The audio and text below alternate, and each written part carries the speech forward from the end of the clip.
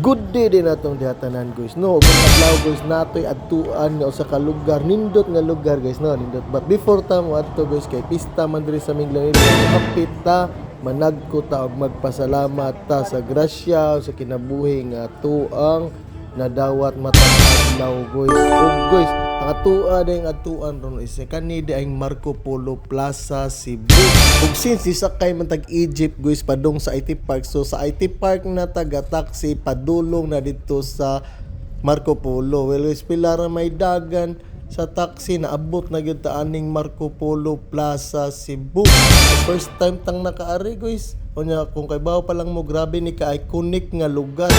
Magsud na to aning Marco Polo guys, kanindot ba gyud sa hotel, no? Labi nag mga nindot kayo nga mga pangan ba, mga iconic nga lugar. So kung makita ninyo ang lugar guys, ang labi nindot kayo, no?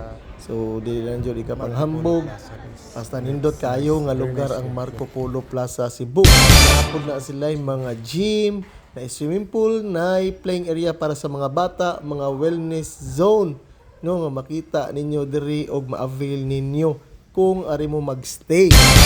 No, na diha gym, hair salon, children's playground. Welcome ni diri guys, padung ni siya sa pool area sa Marco Polo. Guys, gabi naman, so gisuwayan gyapon na mo diri kay syempre nahangol magyud swimming pool kay panagsara man ta makaari, so gisulit gyud ni nato.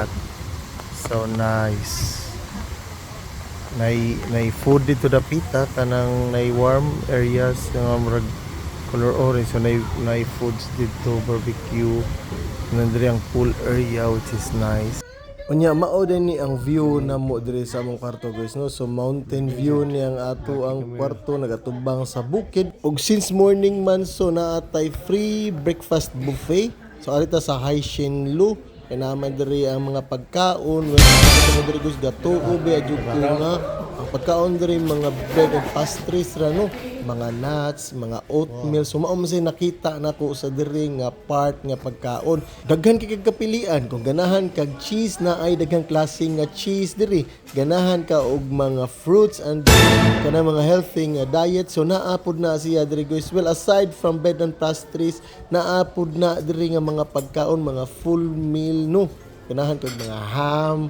So naa diri daghan nga kapilian ang breakfast nimo sa buffet gina siya until 10 AM.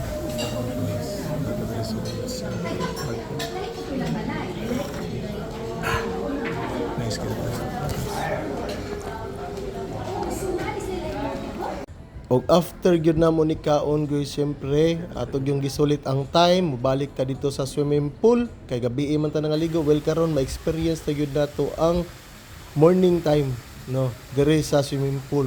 Sporting ninduta guys, grabe nindot kayo ang lang swimming pool. Og dili kay nindot ra ang istoryahan guys, limpyo pa jud kayo, no, so limpyo, nindot, dili bahong chlorine, so well maintained kayo ang ilahang swimming pool diri. So, dili sa jud kayo ng bugnaw, basta mura ra gyud siya og i-maintain ang temperature guys. Mao nindot kaayo, nya tin-aw, dili sakit sa mata kung magsawom-sawom ka.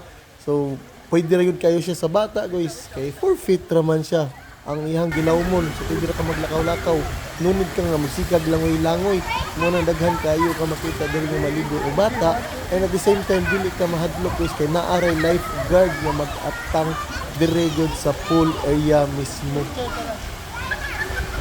So salamat kayo sa pagtanaw sa among vlog guys. Well, sa sunod na sad natong adventure guys, please follow, like, and share sa Amigong Biyahero nga page na to, or you can visit our page website www.beautyofcebu.com.